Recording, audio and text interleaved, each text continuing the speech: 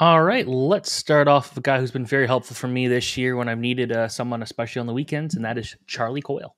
Yeah, it's a bit of a mea culpa for me. 58% available. I ignored him too long. I sort of dismissed him as an option this year. I know he was going into the season one of Boston's top two centers, but I was higher on Pavel Zacha. And to me, Charlie Coyle has always been just a guy. But for now, he's still in that top six. He's centering the top power play unit. He's got 18 goals, 42 points in 49 games. That's usually what he gets in a full season. And last 17 games alone, 8 goals, 21 points. So he's really emerging as a viable fantasy center, even in a shallow format. Maybe that changes if Boston finds the assets and trades for another center. But for now, he's actually answered the bell more than I ever thought he would. So I will admit defeat. I was wrong about Charlie Coyle. He's been valuable for me when I've picked him up in my 12-team league, so I am on board there. Looking at the complete opposite end of the standings, let's look at Troy Terry.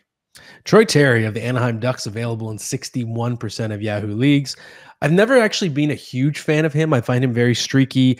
And even though he profiles sort of like a sniper, it's not like he's shooting the puck 250 or 300 times. So he's not really a true sniper. And he doesn't hit at all. So if you're in a category league or banger league, he's not going to help you in many categories. That said, Troy Terry does have a history of going on major heaters. And when he's on one, he can carry you for short stretches. Right now, 8 goals, 19 points in his past 17 games. So I'll admit it, Troy Terry is on one of those heaters. So you do want to add him now. If he's available, ride him for a few weeks. Sometimes his heaters can last 20 games at a time, and it's worth having him at the moment. Okay, and now we're going to look for our deep league pickup. We're going to look at Tate McRae's least favorite NHL player, Cole Sillinger. Do you understand what I just said there? Of course I did, and I was already going to make a Tate McRae reference. Of course, she's one of the captains of the All-Star game. You have Cole Sillinger, who was her former boyfriend, I believe, and I think the song Greedy's about him, as far as I know. And he's the one getting shafted at the All-Star game, nowhere close to it. That said, Columbus, this is a tire fire organization right now. And Cole Sillinger, he does have that first-round pedigree, available in 96% of leagues. He is centering the first line, the power play, the first power play unit as well. And his stats aren't popping yet. It hasn't really paid off, but the opportunity is there. Just that role alone means he should be owned in a deep league, because theoretically it should lead to some points. So it's not the most ringing endorsement, but that's why this section is for the deep league recommendation. And I do think it's worth grabbing Cole Sillinger if you're in one of those types of leagues.